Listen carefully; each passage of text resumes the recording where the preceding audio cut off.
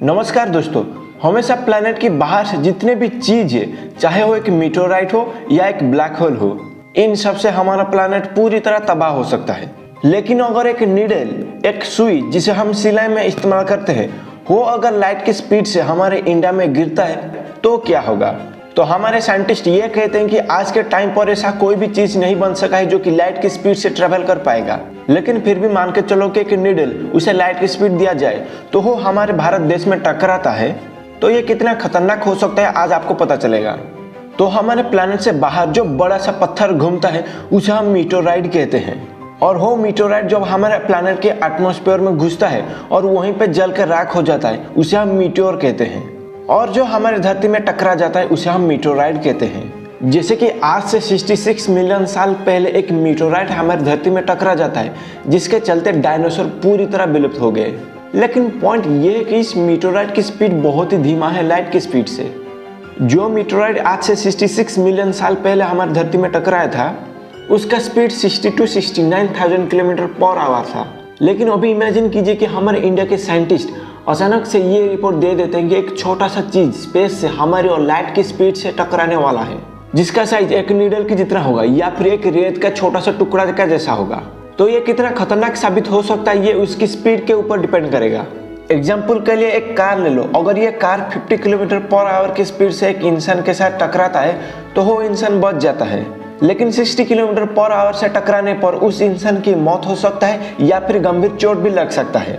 तो ये कैसे हो सकता है? वही कार, वही इंसान, लेकिन फर्क सिर्फ इतना है कि 50 किलोमीटर स्पीड से टकराने पर उस इंसान का कुछ नहीं होता है, लेकिन 60 किलोमीटर पर आवर की स्पीड से टकराने पर उस इंसान की मौत हो जाता है। तो इसका रीजन क्या है?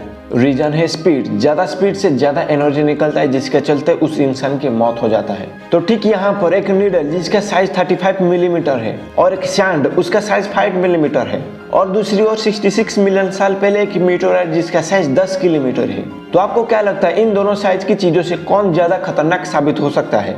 मैं जानता हूँ आप मीटोराइट को जरूर चुनोगे, क्योंकि ये 10 किलोमीटर जितना लंबा है और ये नीडल बस 35 मिलीमीटर है।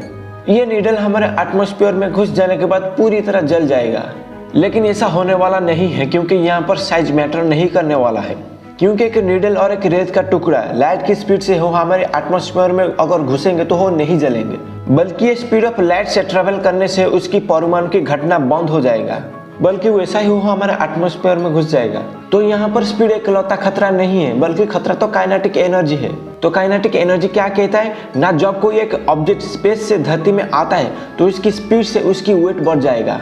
तो एक नीडल और एक रेत का टुकड़ा लाइट की स्पीड से आने से उससे निकला हुआ काइनेटिक एनर्जी उसकी वेट को करीब 100 टन जितना बढ़ा देगा। तो अगर एक नीडल और एक रेत का टुकड़ा स्पीड ऑफ लाइट से हमारे इंडिया में टकराता है तो उससे निकला हुआ काइनेटिक एनर्जी एक्सप्लोजन एनर्जी में बदल जाएगा। इस टकराव से निकलने वाला एनर्जी एक न्यूक्लियर बम से निकला हुआ एनर्जी की तरह होगा। करीब 43 किलोटन TNT जितना होगा। हिरोशिमा नागासाकी में करीब 21 किलोटन जितना एक न्यूक्लियर बम को गिराया गया था, जिसके चलते एक सिटी को पूरी तरह तबाह कर दिया। तो सोचिए, एक नीडल जब लाइट की स्पीड से इंडिया में टकराएगा तो ये कितना तबाह कर सकता है। तो ये कितना खतरनाक हो सकता है, ये जानना चाहते हो तो एक सिटी ले लो। जैसे कि एक एग्जांपल के लिए मुंबई से है। तो ये नीडल लाइट की स्पीड से अगर मुंबई शहर में गिरता है तो टकराव के वजह से करीब 4 किलोमीटर तक जितना भी सारा बिल्डिंग है वो कुछ सेकंड में तबाह हो जाएगा और बहुत बड़ा भूकंप भी देखने को मिलेगा। और ये जिस जगह में गिरेगा वहां पर बहुत बड़ा एक गड्ढा हो सकता है, और ये गड्ढा धरती की कोर तक भी जा सकता है, जिसके चलते धरती के नीचे सभी मैग्मा बाहर आ जाएगा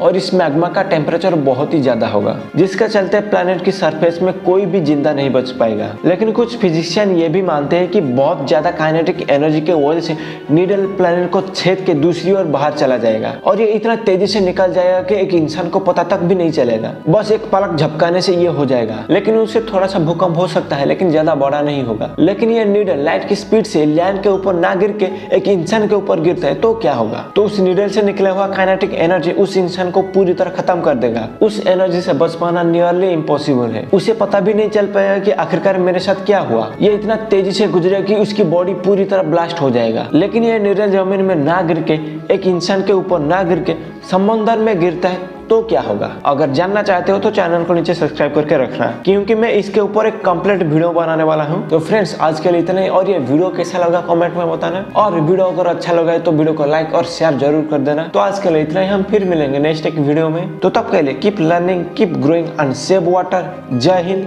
जय भारत।